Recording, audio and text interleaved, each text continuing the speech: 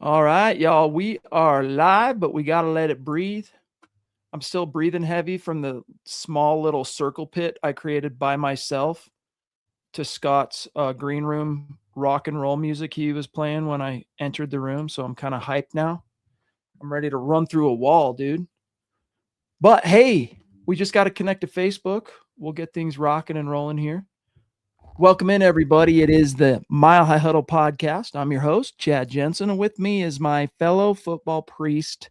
You know him, you love him, Zack Kelberman. Zack, first things first, the big news of the day, the Denver Broncos. I'm not sure we know the actual value yet, but the Denver Right. Broncos, as we talked about yesterday on the show, they did not tender interior offensive lineman Alex Palczewski. Instead, they re-signed him not to a 1, but to a 2-year deal. Your gut reaction? Yeah, I'll pat ourselves on the back really quickly because we called that exactly.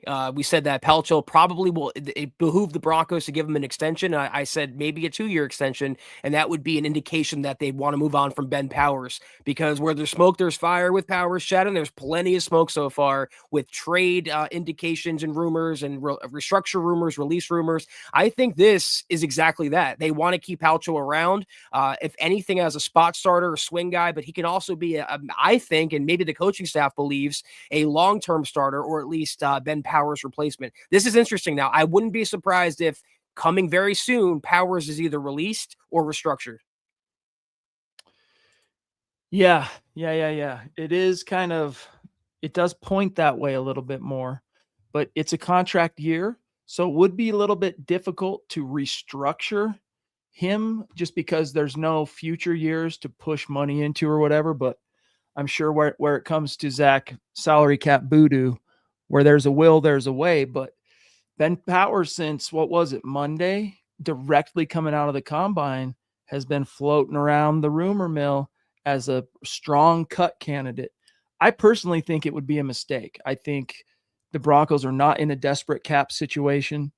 I think that the Broncos have wisely invested in their offensive line. It has served them well in terms of, 24 wins, a playoff win, an AFC West crown over the past 2 years. So I'm not trying to hurry too much to ruin or change a good thing. And that's not taking anything away from Palczewski. But let's remember, up until this past season, Ben Powers, the first 2 years he was in Denver and then dating back to Baltimore, he played over 1,000 snaps. So it'll be interesting to see how it shakes out. Yeah, like Rodney and a lot of Broncos fans are saying, and that was the rumor as well, as maybe they'll trade him. But I just don't see another team taking on the contract for a player that's probably going downhill. And we can disagree. Broncos fans, Broncos country split on that. I thought Palcho, the drop off wasn't that noticeable. And when Powers came back, there was suddenly more pressure along the interior. Yeah, I did. I'll 100% agree with you that it seemed like it took him a little time to get his football legs back beneath him. Powers once he came back in late in the season for sure. Papa Bear, it is so good to see you this Thursday night, my brother. Hope you're doing well. He says, "Good evening, Broncos country. Hashtag God bless the USA. And let's go, Bo, who is a brand new dada. His baby was born on his birthday. Talk about a birthday present of a lifetime. Riley Bell is the name of the baby. And in the images, Bo's walking out with her in the car carrier, whatever you call those things, on his own 2 feet. So good for Bo. Congrats to his wife, Izzy. Cool stuff. Yeah, thank you, David. We also have here Sam Bam, who wants to bring that to the fore. Great to see Thank you, another dear Sam. member and a bona Thank you. fide Mount Rushmore superstar. Says, "Evening, guys. Got to head out to a meeting. So I'm sending my super chat before I leave. He'll circle back. Don't worry." He says, "Congrats to Bo and Izzy Nix on welcoming their daughter Riley. Pretty cool that her and Bo have the same birthday. Go Broncos." That it is. It is cool, man. I think she'll grow up to kind of rue that, but it depends on how many siblings there are. If the Knicks family, Zach, ends up being a big family, even 2 or 3 kids. Well, even if there are 3 kids, that's not a huge family, but it's a good sized American family. You know, Parents, they kind of lose. If it's just one kid, though, then you can kind of separate the specialness and make sure that on that day, Bo gets the special treatment. Dads don't really care as much. Everybody knows this, but making sure that baby girl feels the love of her special day, like shock and awe in a good way. Yeah, it's definitely cool, and we appreciate the super, Sam. Good luck with your meeting, and we'll talk to you soon. Yeah, buddy. Stoked to hear from you.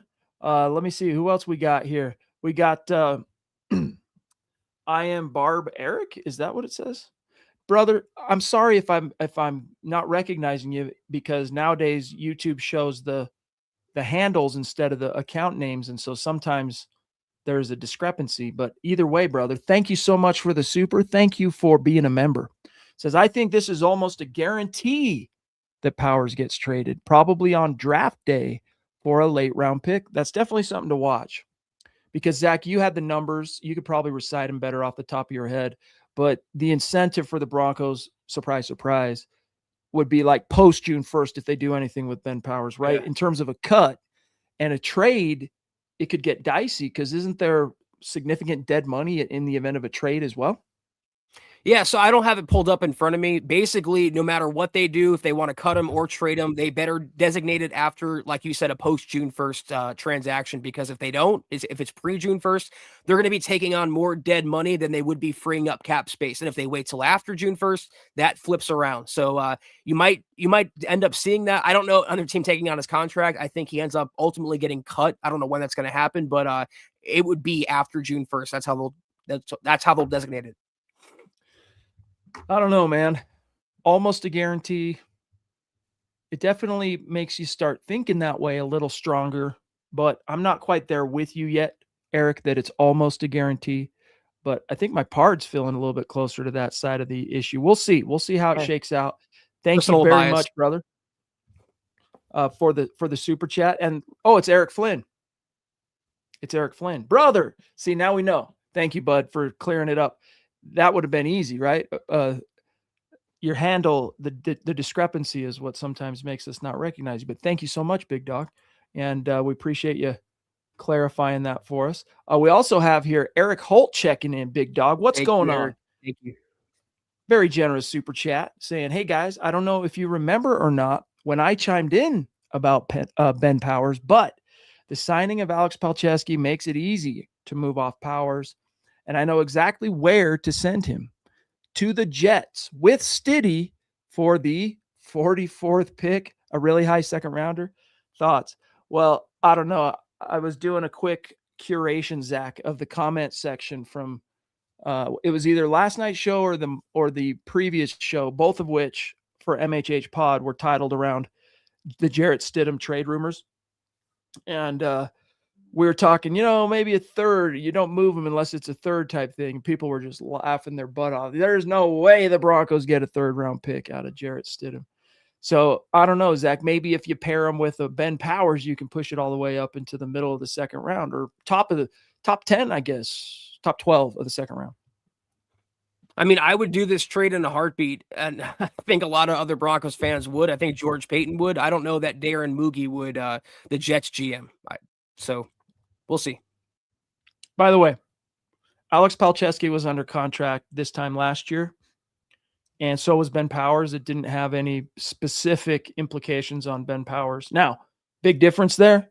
Ben Powers was not entering a contract year, and he wasn't coming off an injury-riddled season. So that has kind of changed the complexion, I will admit and acknowledge. Yeah, Scott says not only that, but they'd have to pick up the Jets' Ben Powers contract. So, he's making some pretty good coin. We have Shannon Mills checking in off the top rope. So much, Shannon. Wow. A dear member, a dear friend, bona fide superstar. We love you, Shannon. Thank you so much. You've been phenomenal. I mean, every single episode, but this week you're doing just amazing stuff to help us keep the lights on during this kind of slower period of the NFL calendar. So thank you so much. Hope your tooth is feeling better.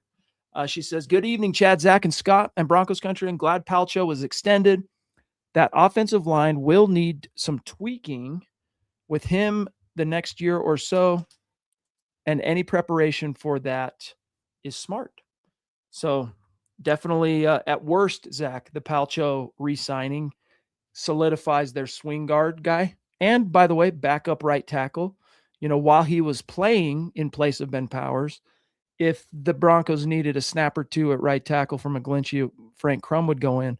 But now I wonder if everyone's healthy and then, McGlinchey stubs his toe, is that going to be Palcho going in or is it going to be Frank Crum? Time will tell. But the Broncos, Zach, are going to continue to invest heavily in that offensive line. It is a core philosophy Sean Payton learned and bought into from Bill Parcells. Yeah, you can't have too many decent up and coming offensive linemen, young prospects to build around. There's also Nick Gargulo that's coming back from injury. We don't know what he's going to look like, but the Broncos were very high on him being maybe a potential future starter. So they have some players in the pipeline to the extent where that's why I'm confident they can move off Ben Powers, but we'll see how that shakes out. Regardless, Shannon, thank you so much for your generosity as you show each and every day. Thank you. By the way, Scott's clarifying. He meant to say that I misinterpreted. He said, I'm saying that the Broncos would have to pay Powers' contract in a trade, which would defeat the purpose of moving him. So, yeah, food for thought on that front. But Shannon, it's going to be really fun to see how things shape up. There are also some options in this draft, some decent interior players at the top of the draft, some decent tackles. Although, Zach, they haven't drafted a tackle still since Garrett Bowles' first round pick 2020 or 2017. Sorry. It's crazy that it's been that long, but this could be the year. Like you said, Sean Payton always values offensive linemen. He might have given himself away a little bit by talking about it. Could be the Broncos' first round pick or second round pick. It could be a very high round they use a pick on an offensive lineman. So it's always smart to protect your quarterback. No doubt about it. Anyway, Shannon, we love you. Appreciate you so much. Hope your tooth is feeling better. And there's nothing worse than at least what I've experienced. I hate tooth pain. That can really ruin your day, ruin your week. So love you. We got Sue Gibson, a dear member, saying that John Franklin Myers, Zach, will go to the Titans. Sue, it's great to see you. And, that's been more of the scuttlebutt. It's not surprising anybody close to the Mile High City, anybody who's been paying attention locally. But we've known since at least, the bye, when we learned that amidst all the three extensions, Will Lutz, Malcolm Roach, Luke Wattenberg, that the Broncos did not even approach JFM, that he was pretty much as good as gone. For what reason, I still have a hard time figuring out, other than they've already got so much money invested in the D-line, and yet almost everybody else on the D-line that has a key role got a new contract over the last 12 months or so. DJ Jones, Zach Allen, Malcolm Roach. No room left in the budget for JFM. Why is that? I don't know. When you look real quick, Zach, in comparison to the production from the All-Pro, Zach Allen, we're talking about JFM, a guy who gave you 14 and a half sacks from an interior position over the last 2 years. So the Broncos, for whatever reason, seem content to say adios. Yeah, the first red flag for me was when they drafted Savion Jones. They used a third-round pick on a player that plays the same exact position as JFM, and they were grooming him along the season for that role, I thought. So I wanted him to come back. It's been a pleasure watching JFM play with the Broncos the last couple seasons. He is going to get an absolute bag on the open market. I heard upwards of $20 million a year. That kind of answers the question why the Broncos aren't going to resign him, because they have priorities elsewhere. I hope he does well. I hope he lands somewhere good, whether it's Tennessee, somewhere like Atlanta, what have you. He's a really good player, and I've enjoyed watching him play in Denver. Yeah, we're going to have to say adios, goodbye to JFM. And I think aside from the interior pressure thing, that he just makes a difference, I'm sorry, but he does, is his kind of attitude. Maybe not, Yep. Zach, quite the don't ever what with us mentality of the Derek Wolfe era, but kind of like that, like just put up with nothing, has that attitude, that mindset, that aggressiveness, that swagger that you like up front. He's a dog. You need some dogs on defense, Chad. The Broncos went way too long without them, since Aqib Talib, pretty much, until they started importing these players again. I agree with you. That's part of the reason I loved him so much. It gave the Broncos some edge on defense. We got Raj, the string guy, checking in, saying it looks like a cap-saving trade package is coming together, just like I've been predicting. I'm not sure exactly what he's talking about there. Now let's include Cooper Jonathan Cooper, and our 30th overall pick, trade up with the Jets for Hall and their number 16 pick. Zach, is that a It wouldn't do it. commensurate draft exchange that could live in the real world? I don't think so. I don't think the Jets would. I like the way you're thinking. It's very creative. I don't know if the Jets would do this trade, though. You got Rod saying, I sure wish we could get the Jets' number 2 pick to finally get that true elite RB1 like Love. Alas, Hall is a great RB1. I'm good with Hall. Then Sadiq at 16, stick at Chiefs. Yeah, regardless of how the configuration shakes out to me, they could still go out and get a Kenneth Walker. They can get an Algier. They can get a Rico Dowdle. They can get a Travis Etienne. They can sign an Njoku. But if they get to the draft without addressing tight end, you have Sadiq, or you could take a linebacker. There's a lot of different ways the Broncos can go about attacking the offseason, but I think one thing, Raj, that's non-negotiable here is they have to try at least to import the best quality players at positions of need, running back and receiver. He says, one more prediction. If we trade Coop, then we bring back Vaughn for 5 to 10 plays per game at the veteran minimum to finish his career with a Super Bowl win in Denver. Oh, we'll see, dude. Very interesting stuff. I mean, Vaughn's still campaigning, so we got the Ronk checking in saying, hit those thumbs up, subscribe, all that good stuff. Really appreciate you, buddy. Going to bat for us. Good evening, right back at you to the Ronk.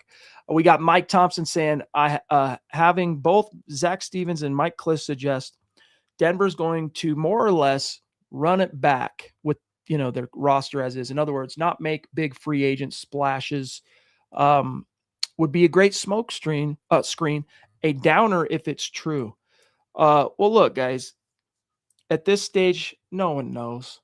Nobody really knows, guys. Like the Broncos, let me ask you this, Zach. Last year, free agency, would you say the Broncos showed some aggressiveness in how they approached it? Some, yeah. What about the year prior? I'm trying to think of the 2024 free agent class. I can remember the 2023. 2024 was Brandon Jones. Who else came in with right before Bo got here? Put a pin in that. I would say they were pretty aggressive in 2023, bringing in McGlinchey, bringing in Ben Powers. So my point here is, we'll pull up 2024 in a minute, but my point here is the Broncos with Sean Payton, that George Payton, Sean Payton tandem, they've never just sat on their hands in free agency. Like, they make moves. I would categorize McGlinchey and Powers as kind of bigger splash moves, not sexy positions, but big splash, especially, Zach, as it applies to impact. Cannonball on the salary cap. Last season, Evan Engram, Talanoa Hufanga, Dre Greenlaw. I remember one of them from 2024, of course, Josh Reynolds. That didn't pan out too well. But my point here is they're going to make some moves, guys. Now, are they going to go swinging for the fences for the tier 1 free agents like the Kenneth Walkers or the David Njokus, or, we'll see. I have my doubts, but they're going to bring in some guys to help complement what I think I'm waiting for here, Zach. I was just writing this up today, then I'm serving it back to you, was, listing all of the free agents, Denver's own free agents, who stays, who goes. It might be fun at some point in this episode to go through that exercise and get your thoughts on it, but they got some decisions of their own. I'm glad to see that 3 of the dominoes have fallen in the form of Jaquan McMillan. I guess Tyler Bidet is going to be ERFA'd. And then, of course, Palcho coming back on a 2-year deal. But, guys, there's still upwards of 20 additional decisions that need to get made. So how is that going to shake out? The legal tampering period, Zach, opens in 4 days.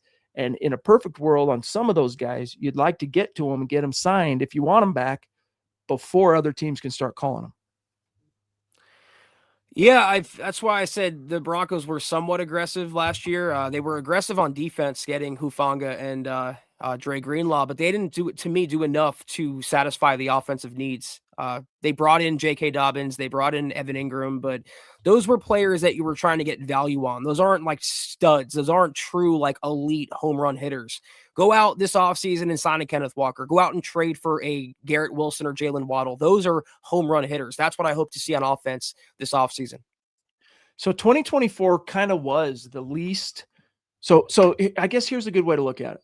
Is it going to be more like the 23, 25 free agent moves, or is it going to be more like 2024? So I'll just remind everybody real quick. Josh Reynolds, as I mentioned, 2024. Lil Jordan Humphrey, Matt Pert, Cody Barton coming in on that 1-year deal. Wow. Spared no expense. Let's see.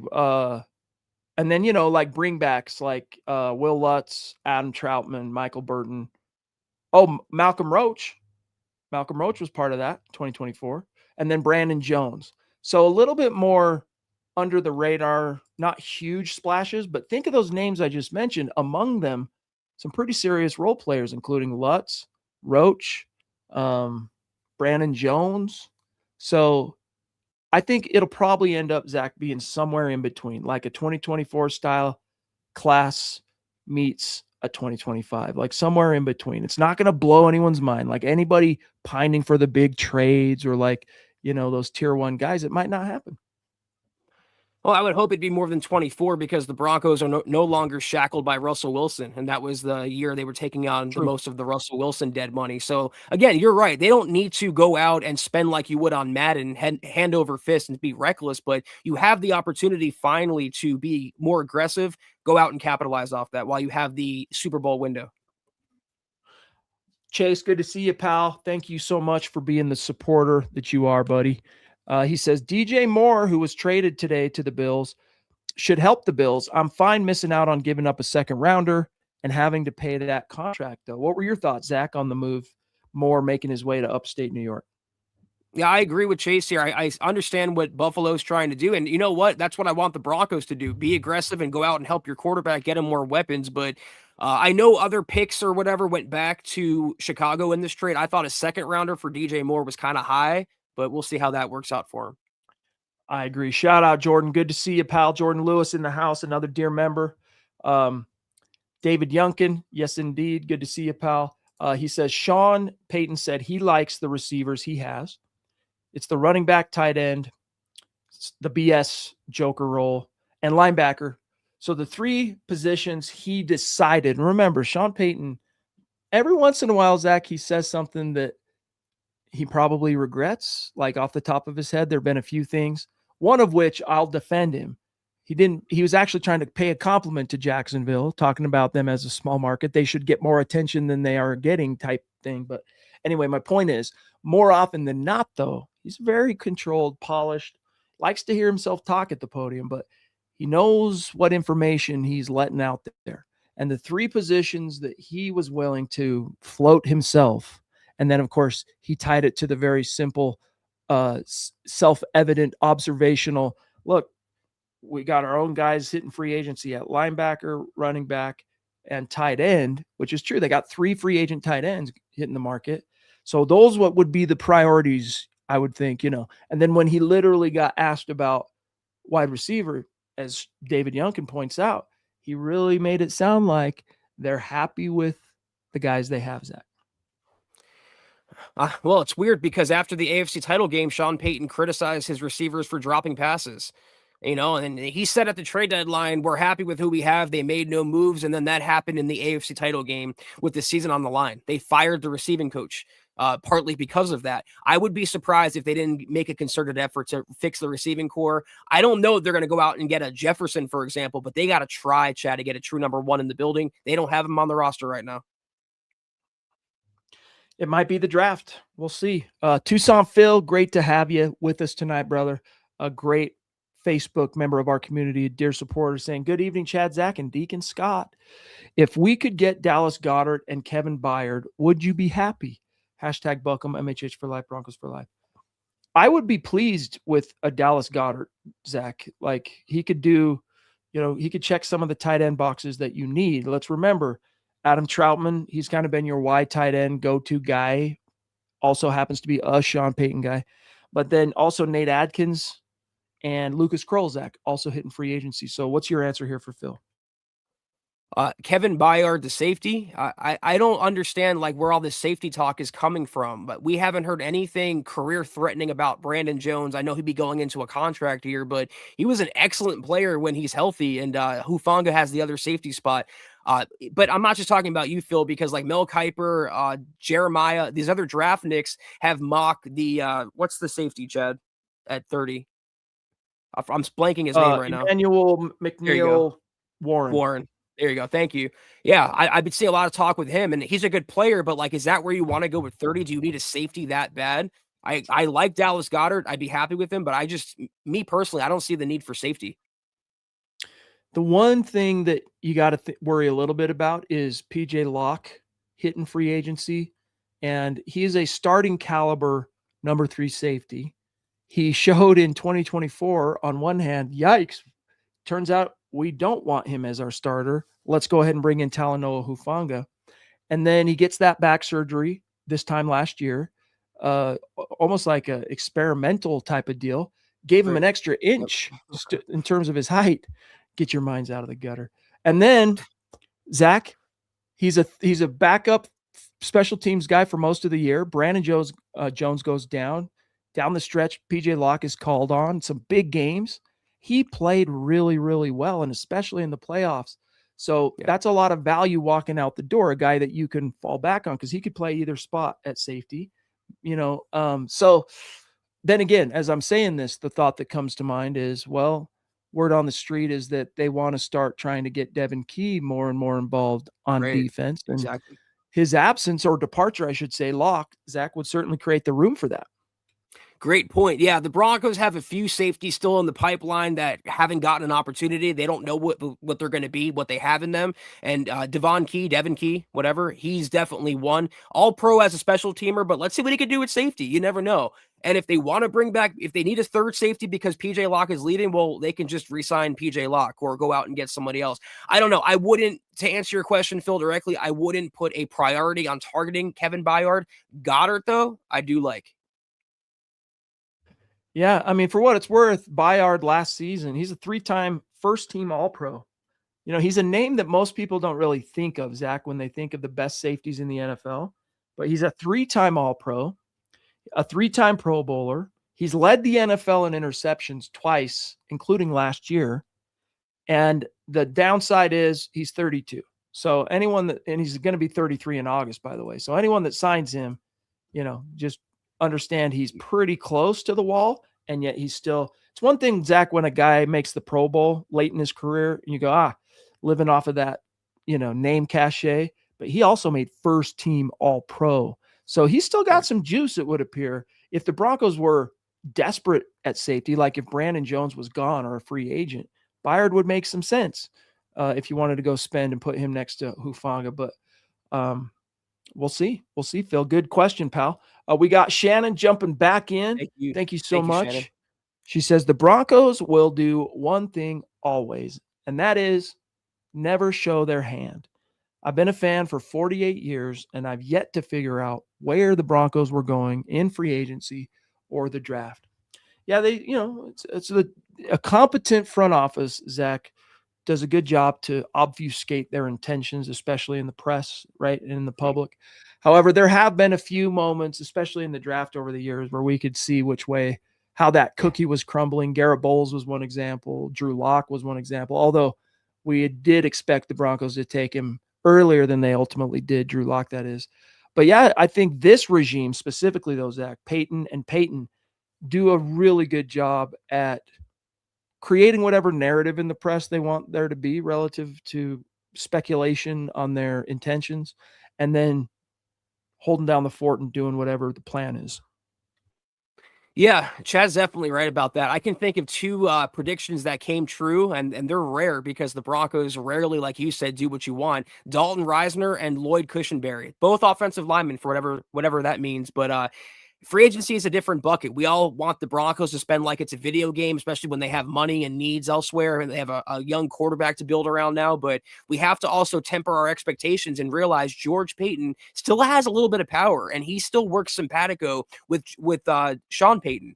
And George is not one to overspend. And Greg Penner, let me tell you something about a billionaire. They don't become billionaires by spending recklessly. They become billionaires by being frugal. So when he tells you, Penner, they're going to be opportunistically aggressive, he means that. They are not going to write blank checks. If they have a player they have high conviction on, they're going to go out and get them. But we should all not expect this, like Chad said, a 2023 free agency or even a 2014 with Elway sort of free agency where they just sign every star under the sun.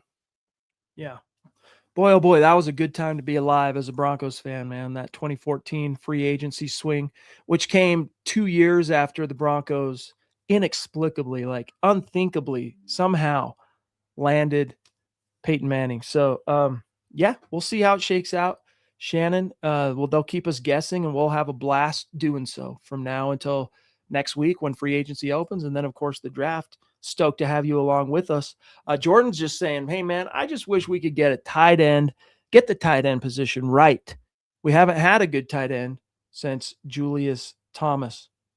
Thomas was a great move around, big slot kind of tight end guy for a Peyton Manning kind of offense. But Zach, that dude didn't want to block, couldn't be bothered to block. So he was a huge tell, at least like Evan Engram, when he's out there and he's asked to block, he at least tries. He might not be very good at it, but at least he sticks his nose in there and tries to block a guy.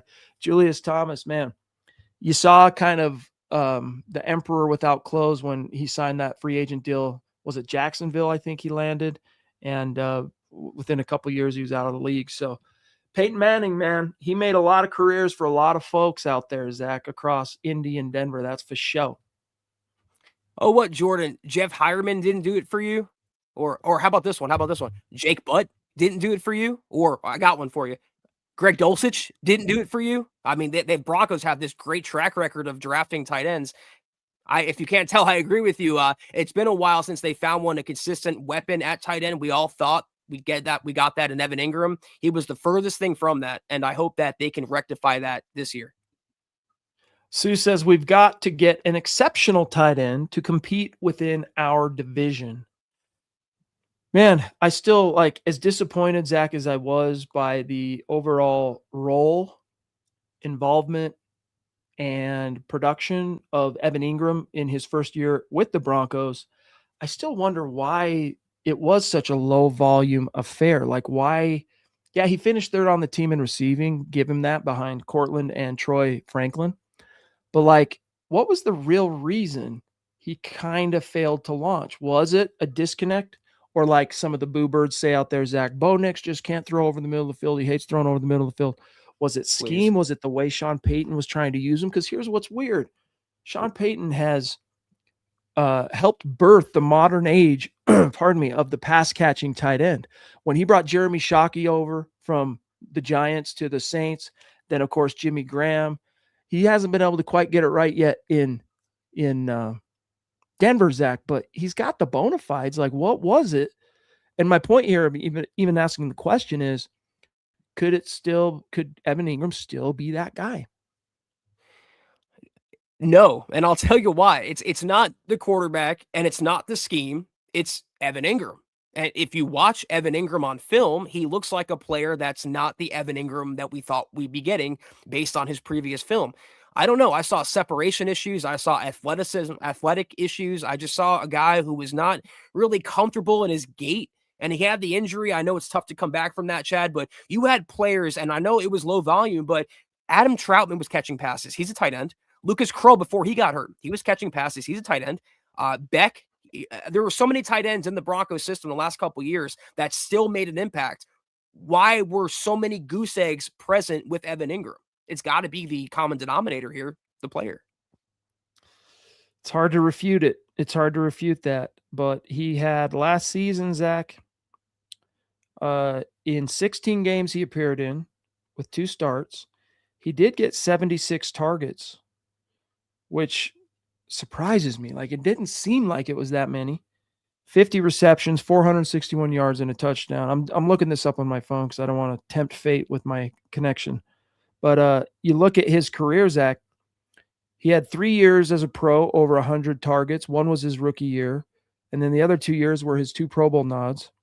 And then everything else is somewhere between 65 targets and like 90 targets. So it was kind of, in other words, what I'm getting at here, Zach, for Evan Engram, minus the touchdown production, he tied a career low.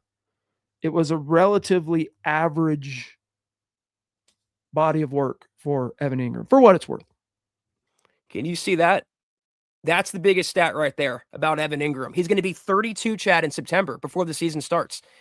That's a player that father time is starting to affect. It's not me hating on Engram. I love the signing, but if you watch the film, he was like, one of the comments said half stepping it. I don't think it's an effort issue. I think he was giving effort. I don't think his body's responding, and the Broncos have to start thinking about going young and not relying on a 32-year-old Engram or Adam Troutman to be the answer at the position. Do better for Bo Nix. I mean, the ideal solution from a free agent level would be go after David Njoku. He's been in the league a long time, but he's not that old. If memory serves, he's 29. Or if you're not going to go free agency, the draft, but to get the guy in this draft, Zach, he won't be there at 30. Kenyon Sadiq, I saw some comments from the short we put up yesterday, which was Nick and Eric talking about what's the 2 tight ends in this draft class, that you could realistically get to give you the ideal, check all the boxes. You got what you need at tight end. And of course, he didn't mention Kenyon Sadiq because Kenyon Sadiq has played himself into the top 15 in the draft. Right. But, he mentioned Sam Roush and what's that Texas A&M kid's name, dude? Kirsch. I don't know. It'll come to me. But my point here is, people are hanging on to Kenyon Sadiq because they saw a few mock drafts well before the combine landing in Denver. Guys, he is not going to be there. So unless the Broncos were to trade up, which do you trade up for a tight end? I mean, I don't know. We're talking about Denver trading for a receiver. So if they don't do that, they'll have some extra capital to play with if they want to get a little aggressive. But there's a lot of players you could sign as free agents. Chad mentioned Njoku. There's Dallas Goedert, who we talked about, Isaiah Likely, Cade Otton. There was some Jonnu Smith just got released by Pittsburgh. He could be a guy for you. There's some pass catchers out there, and you just have to find one that you think can have some sort of ceiling and grow with your franchise quarterback. Well said. And yeah, Cade Otton's out there. I listed him as a realistic free agent target today in an article, Chuck. And he can play in line, and he's just hitting his prime. So honestly, all right, let's say, Zach, for contractual reasons or for whatever reason, they still believe in Evan Engram. They're holding on to him. Go get Cade Otton in free agency. I don't think you'd be paying top of the market. You'd be paying like mid-market to get him. He does have a little cachet, but not top of the market money. Bring him in. Bye-bye Adam Troutman. God bless him. He's got a great connection. He's part of, I think you got to respect the contributions he's made, Troutman, Zach, to the winning culture and the locker room culture Sean Payton was trying to cultivate. But now that it exists, adios Adam Troutman. And, free you up to take a tight end, whatever one fits you and is there based on your board in the draft. Yeah, you're speaking my language completely. I really like Cade Otton a lot. And if they don't want to, like you said, spend top of the line money on an Njoku who might get, 10 or 12 million a year, whatever, Cade Otton would be much cheaper. He can play in line. He kind of reminds me of a Dallas Goedert. A guy's not afraid to get his hands dirty. He can go out and hit someone. He can catch passes. He's good in the red zone. I watched him play with Baker Mayfield. And for a young gunslinging quarterback like that, that would translate perfectly for someone like Bo Nix. And he's young. We're talking mid-20s, not late 20s, and that's or 30s, and that's definitely a pro. So, Drew, what's up, dude? Good to see you tonight, big dog. He says, thank you for the super chat, brother. Is it really Engram or Sean Payton doesn't utilize tight ends anymore? Sean Payton highlights Jimmy Graham, but that's the only tight end in years. Drafting another pass-catching tight end would be a waste. Draft a blocker and more elite receivers. Yeah, you're onto something a little bit there. I don't know that it's that he doesn't utilize it or if his philosophy has changed, which could be. The NFL does evolve, Zach, but a blocker is more what they need. A guy who, not just a blocker. I mean, if you want a blocker, put Frank Crum at tight end. It's not it. You need a guy who can do both, right? And that's why, to me, Cade Otton would make a lot of sense. Not Troutman. Like, I'm seeing people go, we could always fall back on Troutman. Guys, Troutman is like, I'm sorry, you're scraping the bottom of the barrel for a wide tight end. Look, he's an average, perfectly passable average NFL pass catching tight end, maybe slightly sub average, but his blocking, guys, if when the Broncos didn't have a running back that could so easily create on his own, in other words, when J.K. Dobbins went down and they had to rely on R.J. Harvey, who at times was swimming quite clearly, he was Zach in over his head for large swaths of week 11 till the end of the season. A big reason, you really need your blocking to win in the concepts, right? Like, and dude, he was a big reason, Adam Troutman, that stuff was getting blown up. So you got to let him go. Go get Cade Otton. At least he can give you that true wide tight end. I can stay in, I can block, I can create some lanes, and I can run out and catch a pass. Yeah, I don't know, Drew, if it's I don't think he had another tight end like Jimmy Graham on that level. And that's simply because he utilizes so many running backs at a time. He utilizes a lot of receivers, and there's only so many players that you can spend premium picks or money on. So Jimmy Graham was one of them, but who has he really had on that level of a Jimmy Graham? I feel like if you give him a Sadiq, he's going to make him into a Pro Bowler. Simple as that. Chase, Nate Adkins is good depth. Pretty sure they can bring him back on the cheap. Yeah. Of the 3 free agent tight ends, that's the one that the Broncos should just bring back. You know, he's a restricted free agent.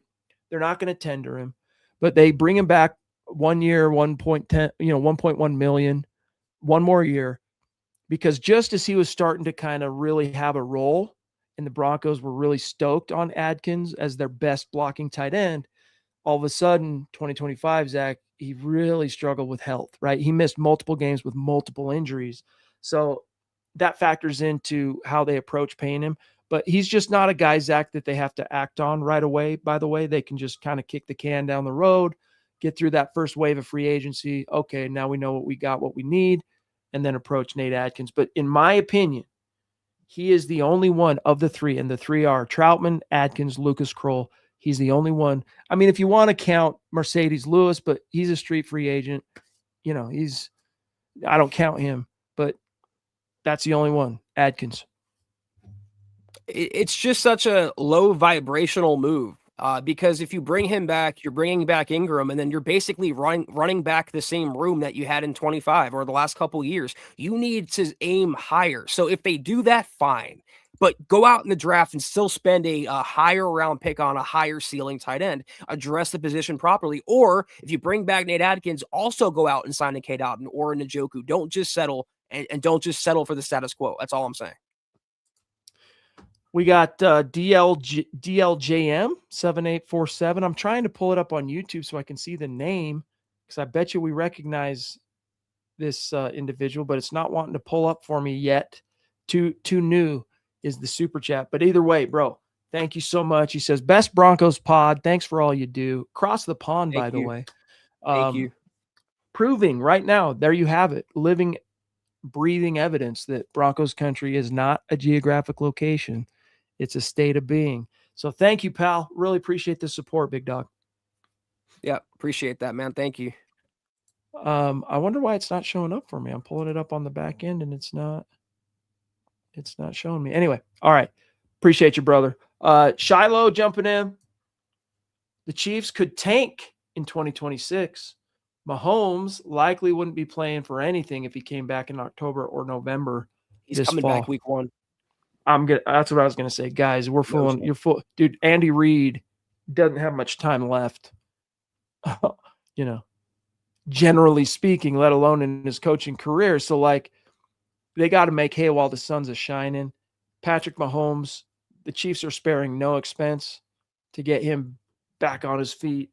I would be absolutely slobber knocker, just knocked over, Zach, if he's not day one starter. You might not see him in training camp. You might not see him in preseason at all. But then all of a sudden, boom, he's there week 1. I'd be surprised if it doesn't shake out that way. But they are building themselves up some draft capital. Like they're fixing to reload. So guys, the Chiefs are going to continue to be a problem for the Broncos so long as Mahomes is there, but especially Zach Mahomes and Reed as a tandem. The NFL wants nothing more than to hand Mahomes the comeback player of the year. And as soon as he takes one snap in week 1, he will be the winner of that award. And you know what? I hope he does. I hope he comes back for week 1 because I want the Broncos to beat Kansas City again at full strength this season. Real quick, shout out David T, bro. He says, gotta run. The therapist is here. See you later, buddy. Hope you're doing well. Hope things go all right with the therapist. He just got out of the hospital, so he's getting back on his feet. We're proud of him. We're rooting him on. All right, we got Shiloh also saying, Mark Schlereth, stink himself, pounding the table for Cade Otton. I'm all in on that. Dude, he's awesome. He'd be a great addition. And, you know, he'd kind of be like a 2024 caliber free agent signing, you know, not blowing anybody's doors down. He's not going to get a ton of press other than what we create here on the local level. But boy, oh boy, he's a guy like Brandon Jones, who you sign relatively unheralded, Zach, then comes in, gives you Pro Bowl caliber impact. That's what a Cade Otton could do. Him and Tyler Algier, by the way. And Otton wouldn't have that ridiculous pressure of trying to live up to be the Joker for Sean Payton, like Evan Engram. I kind of, you know, I'll say this for Engram. He had a lot on his plate, learning a new playbook, a new team, an injury, and also being the Joker. And it never materialized. It was just a joke in general. Otton would just be a tight end. And what a concept. Just have a tight end on your roster that can get open in the middle of the field or in the red zone. He's reliable. He actually catches the ball, and he can help out your young quarterback. I'd be all for it. Yes, Albert, officially I would like to keep Adkins, but I'm saying monitor the market that first week of free agency.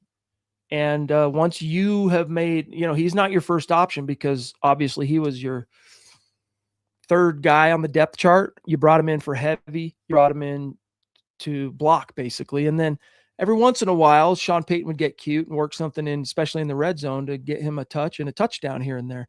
So, you know, he's never not come through. I hate using double negatives, but, you know, think about that. Was it the Colts game, 2024, Zach, where he had that awesome touchdown where they fooled him in the red zone? Bo Nix rolls out and Adkins on play action is all by himself over on the left side, walks in. So he can give you something, but especially as a blocker, he's not worth like breaking your neck trying to get him signed before March 9th because his market's going to be relatively low. So the Broncos, they say, hey, Nate Adkins, you keep us informed what kind of interest and offers you generate. You're a guy we're definitely interested in bringing back. We're going to see how these initial dominoes fall, and then we'll approach you. And I think that's probably how it shakes out. Yeah, Albert, I don't care, honestly. If they bring him back on a 1-year deal, great. If they don't, he's a kind of a dime a dozen replaceable player. We're not talking about an all-pro tight end, so we'll see how his market develops. Rodney Garcia, who is a very consistent member of our community, brother, thank you for always being there, pal. And I want to invite you, become a member. We need you, bro. We need you. He says, what do you guys think our first free agent move is? Resign Singleton, LOL. So, Zach, I guess you could say that today was their first official free agent move, right? Like, right.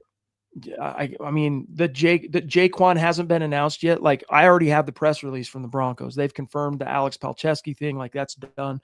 They got the pictures out there. He's re-signed. So he technically, Zach, represents the first free agent move. What's the second? Definitely could be Singleton. It could be Cade Otton. Because, you know, free agency is like happening now. They don't even wait till the legal tampering window to open anymore. Moves are getting reported today. So it could happen at any time. They can come to some sort of agreement or whatever, a rumor. I think it could be a running back like Travis Etienne or Rico Dowdle or Kenneth Walker. But Singleton, we've heard the smoke from Mike Kliss is saying that he's going to get a substantial promotion financially from what he had last year. That's a whole other conversation, how I feel about that potential move. But I do think that is a good contender for the Broncos' second official move, Chad.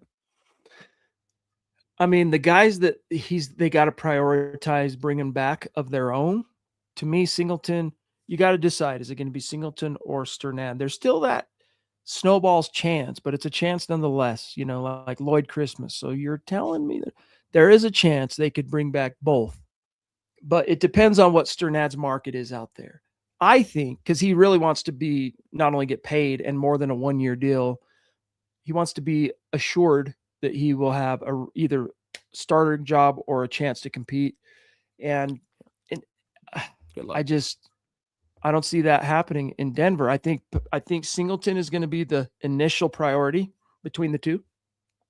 But to me, the next guy right now should be J.K. Dobbins. It should be J.K. Dobbins, not as THE in all caps, the solution at running back. Okay, move on. But the first big step at shoring up what is right now a gaping hole on this roster. RJ Harvey, only guy under contract. Yeah, they're going to ERFA Badea. Of course they are. He's an ERFA. They all get ERFA. They all get tender, dude. He's coming back. J.K. Dobbins gave you 772 rushing yards in 10 games. He can create. He's already got that relationship with the team. As George Payton said, he was a big hit around here. And I think, Zach, look, he had a better year with the Chargers technically in terms of numbers and whatnot and stayed healthier longer. But the fact that he played on this, Chargers can't get pressed like the Broncos. Like they don't get the big, as many, primetime games, all that stuff. He's much more, my point here, J.K. Dobbins, front of brain now, I think, for the NFL. And if the Broncos take the approach of, let's monitor the market, I think there's a really good chance someone gives him an offer. The Broncos go, oh, and he's gone. So I say make him the first move. Now, will he be the second move, I should say? Will he be? Probably not. But to me, he would be a top priority.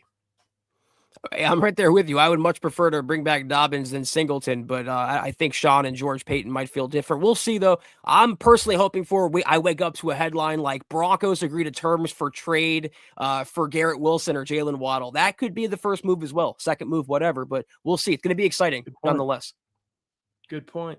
We got Troy back in the house with us, dude, back to back. I love it, dude. Troy.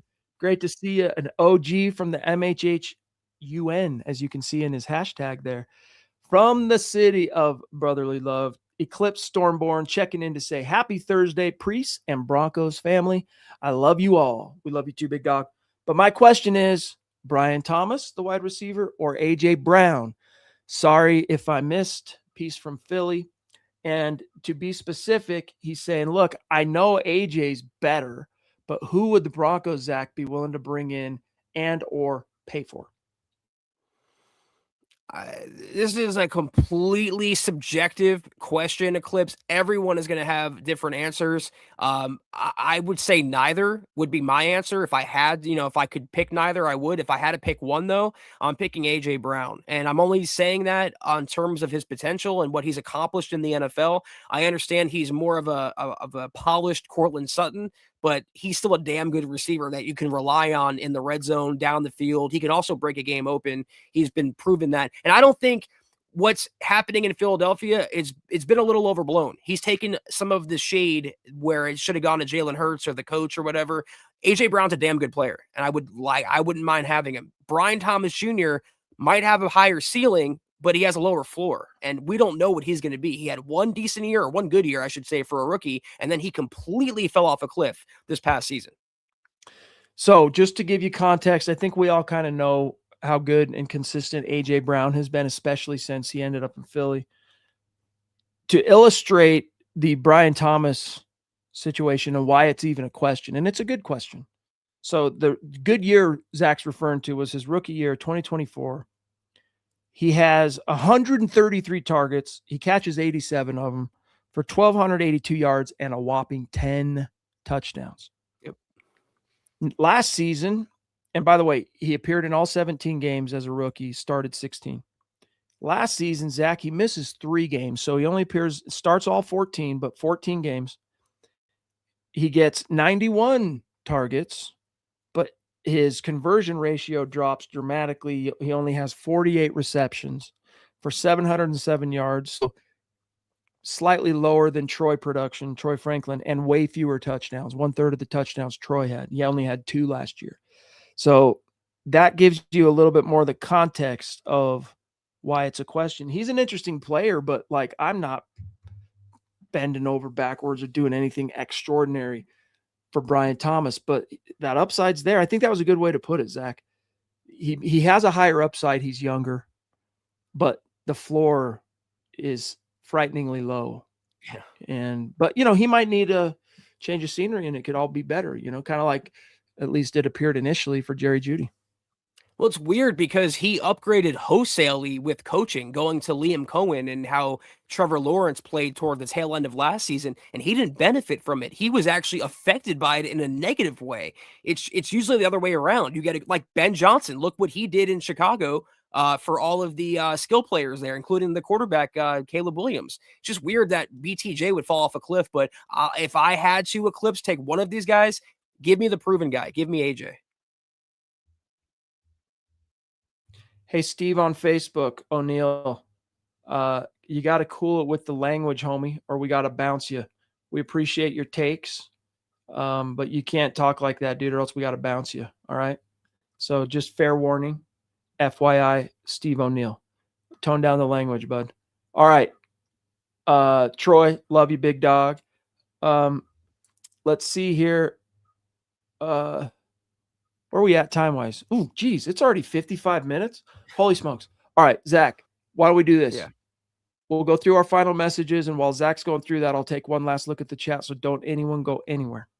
Time always flies, man. I'm right there with you. Always surprised. Thank you guys for another tremendous installment of the Mile High Huddle podcast. If you're not doing so, please follow us on X at the MHH pod. You can follow the main account on X at Mile High Huddle, Chad at Chad and Jensen, myself at Kelberman NFL, and Scott, our producer, at Scout Kennedy. If you guys want some merch like we're rocking each and every single podcast, check out MHHmerch.com and get you some. If you haven't done so yet, please drop us a like at Facebook.com/Mile High Huddle Pod. You can find us on Instagram at Mile_High_Huddle. If you haven't done so, please join the new MHH Discord server. The link is in the description below. If you're listening on Spotify or Apple Podcasts, make sure you're leaving your football pre-save 5-star review for a chance to win some merch each and every single month. But if anything, y'all, please, very important as always that you subscribe, you like, you share this video and every video you see on the MHH channel. It really helps us grow and reach more Broncos fans just like you. Eric Weber checking in, brother. We missed some stars from him last night, and I told him, brother, we will make it up to you. So here we are. Eric, thank you, bud. It's really good to see you back-to-back nights. Appreciate the stars. Appreciate the support, my brother. He says, evening priest, Scott and MHH fam, Broncos country. Why aren't we getting younger and or improving the inside linebacker spot? I love Singleton, the person, but the player ain't it. Well, it's kind of complicated. It's not as if the Broncos, Zach, haven't tried to get younger. It's just that they've been very selective in the amount of resources in which they're willing to invest in getting younger. So real quick, you got 3 former college free agents, Lavelle Bailey, Karine Reed, Jordan Turner, all of whom spent time over the last 2 years on the active roster.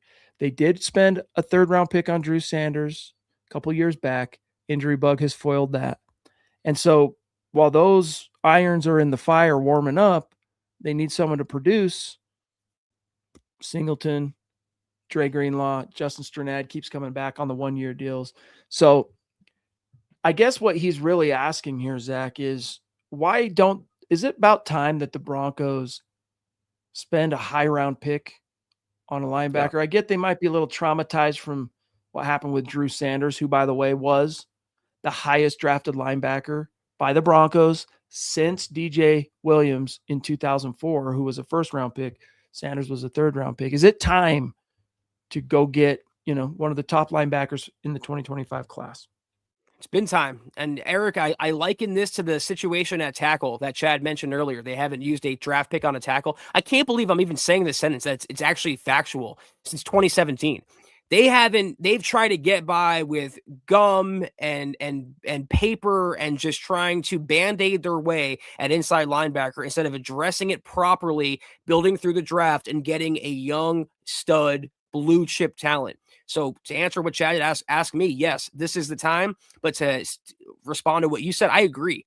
I love Singleton the person. His love for football, his love for the Broncos, his love for Denver, his cancer battle that he overcame. I will always, as a man, respect and admire Alex Singleton. But as a player, we can make the dichotomy here, the difference. And he is not that great or transformative as a player. As a run defender, okay, fine. A lot of linebackers are. But he is so brutal in pass coverage that it's not even worth a net positive. It's a net negative for your team. So I'm right there with you, Eric. This is the time to go out and get your linebacker. And that's why if they don't get a Sadiq or a running back receiver in the draft at 30, you can fall back and take a linebacker at 30. It's still a major area of weakness.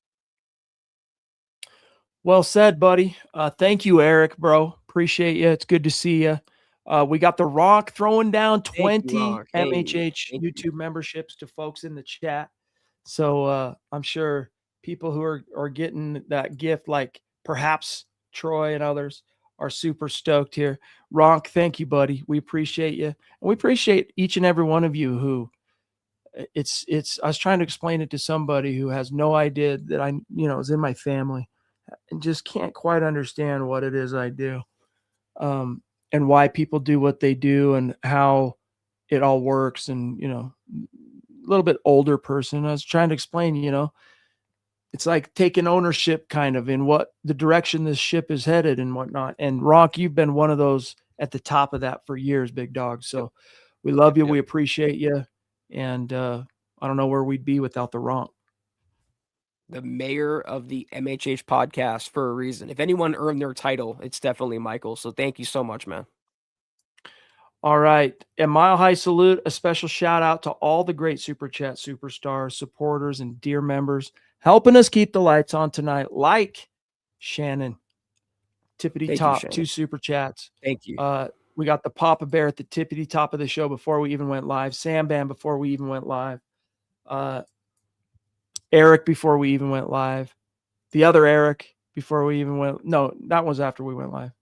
No, it was before we went live. Eric Flynn and Eric Holt. Then we got Tucson Phil on Facebook, brother. We got Drew.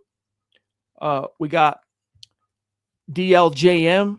Appreciate you, pal. Across the pond. We got Troy, the Eclipse Stormborn. We got Eric Weber on Facebook. And then we got the Ronk throwing down memberships. Much love and respect. Love you guys. Zach and I are off till Sunday, but tomorrow morning, so tomorrow's Friday, you get some Broncos for breakfast on the Bright, Dove Valley Deep Divers. I'll be on probably, or no, Ron's off this Saturday, so I'll probably still stream by myself. I don't know. But for sure, Zach and I back Sunday. Have a great rest of your Thursday. Have a great start to your weekend. We will see you Sunday. Take care. And as always, go Broncos.